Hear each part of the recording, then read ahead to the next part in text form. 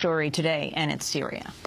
Well, we go now to United Nations inspectors in Syria who visited a military hospital in a government-held area of Damascus today, where they met with soldiers suffering from an apparent chemical attack. This comes after inspectors spent the week traveling to rebel-controlled areas in search of proof of a poison gas attack last week. The team is set to give its preliminary findings to UN Secretary General Ban Ki-moon on Saturday. Meanwhile, Pentagon officials say the Navy has moved 5 destroyers, each equipped with Tomahawk cruise missiles, into the eastern Mediterranean to prepare for a possible strike on Syria.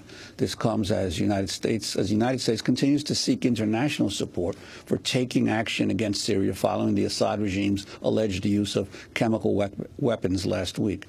This is U.S. Defense Secretary Chuck Hagel. Our approach is to continue to find an international coalition that will act together. And I think you're seeing a number of countries say publicly, state their position on the use of chemical weapons. We'll continue to consult with our allies and our partners and friends. Today, the German government said it has ruled out participation, while France said it may take measures against Syria's ruling regime after its parliament meets next week. This comes as the British Parliament dramatically withheld its support Thursday. A motion put forth by Prime Minister David Cameron's government was defeated by 285 to 272, a majority of 13 votes. This is Prime Minister Cameron. I strongly believe in the need for a tough response to the use of chemical weapons, but I also believe in respecting the will of this House of Commons. It is very clear tonight that while the House has not passed a motion, it is clear to me that the British Parliament, reflecting the views of the British people, does not want to see British military action. I get that, and the government will act accordingly. Meanwhile, the UN's Refugee Committee urged Syria's neighboring countries to keep their borders open to deal with what it's termed the worst refugee crisis since the Rwanda genocide in 1994. 2 million refugees have fled Syria since the conflict began over 2 years ago. According to UNICEF, there are now some 1 million Syrian children who are refugees. This is UN High Commissioner for Refugees, Antonio Guterres. Syria is not only the most tragic humanitarian situation that we faced since the Rwanda genocide, it is also the worst threat to global peace and security that we have witnessed in the present century. For more on Syria, we're joined in Chicago by Bassam Haddad, a director of the Middle East Studies program at George Mason University, co-founder of Jadaliyya. He's author of Business Networks in Syria, The Political Economy of Authoritarian Resilience. We welcome you to Democracy Now! Bassam, can you just respond to both the British vote, the Parliament vote that says no to attacks on Syria against Cameron's wishes, the Prime Minister, and yet the U.S. moving forward? Well, absolutely. The British have, made their say, and the Americans, the U.S. government, and France is pushing forward.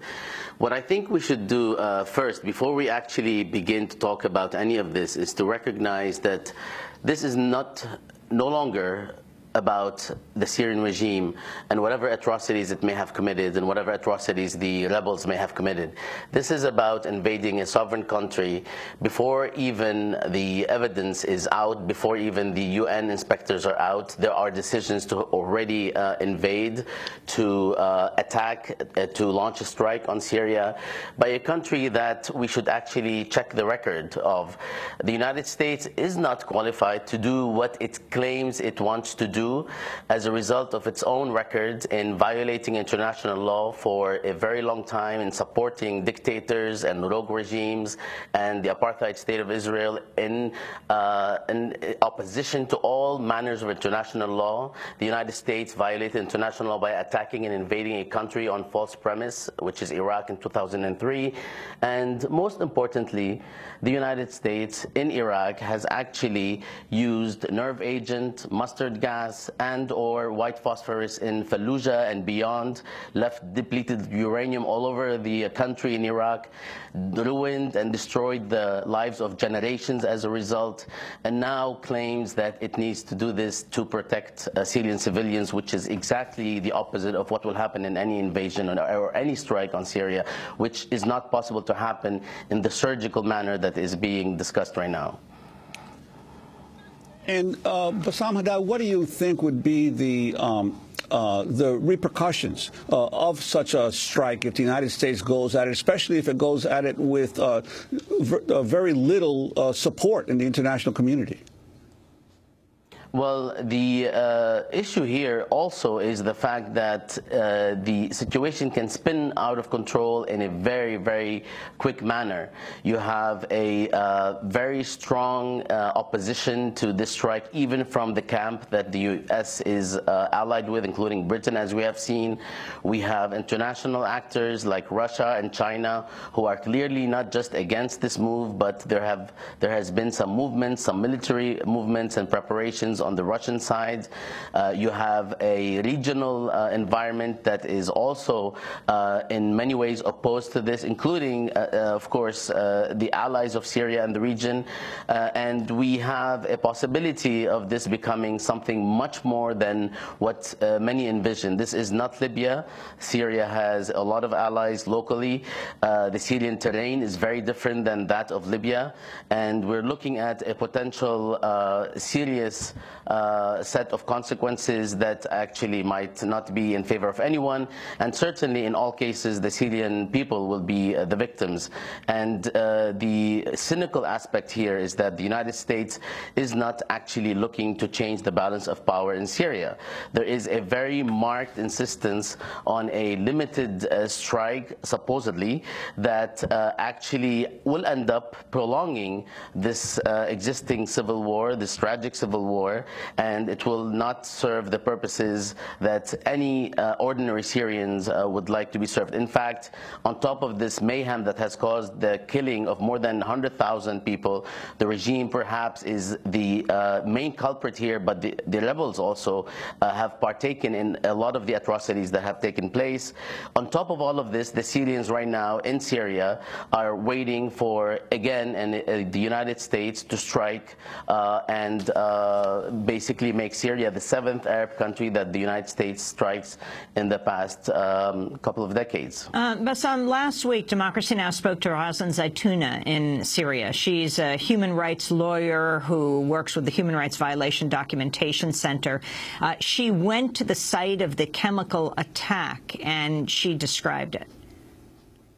We started to visit the medical points in Ghouta, to where injured were removed, and we couldn't believe our eyes. I haven't seen such death in my whole life. People were lying on the ground, in hallways, on roadsides, in hundreds. There haven't been enough medical staffs to treat them. There is not enough medications for more serious cases. They were just to choose to whom they will give the medication, because there is no medication for everybody. Even doctors were crying because they couldn't help the injured people because the lack of the medication and oxygen. That was the human rights lawyer, Razan Zaitouna, describing Ghouta, the site of the chemical attack. And I want to follow that up with President Obama's comments on Syria when speaking on PBS Wednesday. When you start talking about chemical weapons in a country that has the largest stockpile of chemical weapons in the world, where over time their control over chemical weapons may erode, where they're allied to known terrorist organizations that in the past have targeted the United States, then there is a prospect, a possibility in which chemical weapons that can have devastating effects could be directed at us. And we want to make sure that that does not happen.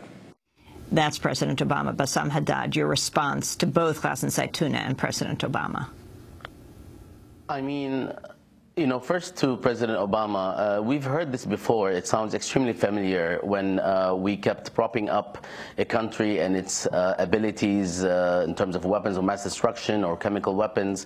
But this is not what's at work here. There is something else that's much more cynical.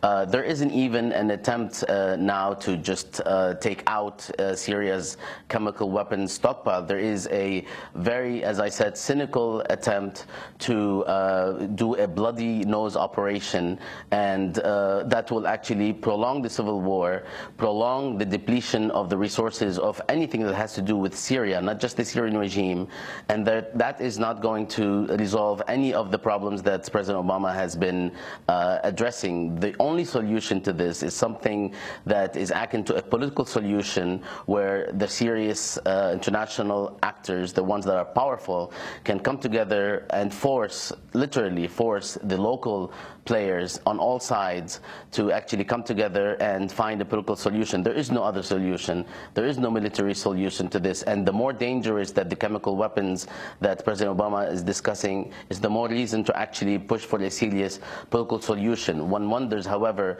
if that is indeed desired. As far as desired by these powerful actors, including the United States and especially the United States. Now, as far as the report, I mean, it's horrific. What is happening in Syria is horrific, not just what just happened in the past week. The death of more than 100,000 people, the existence of more than 2 million refugees, many of them, if not half, are children, is, as we have heard in the earlier report, is just horrendous. This is actually all the more reason not to take such actions, because any strike will actually end up escalating the situation beyond any control. We cannot compare the idea of inaction compared to action in the sense that action will actually resolve the problem. Action will not resolve the problem. A strike and an invasion will not resolve the problem. It will actually exacerbate it. And that's one good reason why the British, who are not, the British government, who was not a lover of peace, as we have seen in its decision to invade Iraq on false premises in 2003, has already backed out, and most of the countries that are watching this, the powerful countries, have already called for caution, and we are still plowing ahead. That is, the United States government is still plowing ahead with a plan that will actually bring more devastation to the Syrian people. And Bassam Haddad, on this whole issue of the use of chemical weapons being an excuse to launch an attack, it's my fellow columnist at the New York Daily News, Dennis Hamill, noted yesterday in a column that we are a country that used massive use of chemical weapons in Vietnam. It was called Agent Orange and napalm, and the Vietnamese are still paying for the consequences of those attacks. Now, not to mention what you said about depleted uranium and white phosphorus that the United States used in Iraq. It looks like we just lost the satellite in Chicago, but it's a very interesting point, Juan. Yeah, and of course we're not even getting into the issue of the nuclear bombs dropped on Nagasaki and Hiroshima, yet our government still has not been held responsible for any of these massive losses of civilian life in the pursuit of our objectives. So it just seems to me enormously hypocritical at this point to use this as the excuse to attack Iraq. Well, of course, we will continue to cover the story as it develops. We want to thank Bassam Haddad for having joined us, Director of the Middle East Studies Program at George Mason University.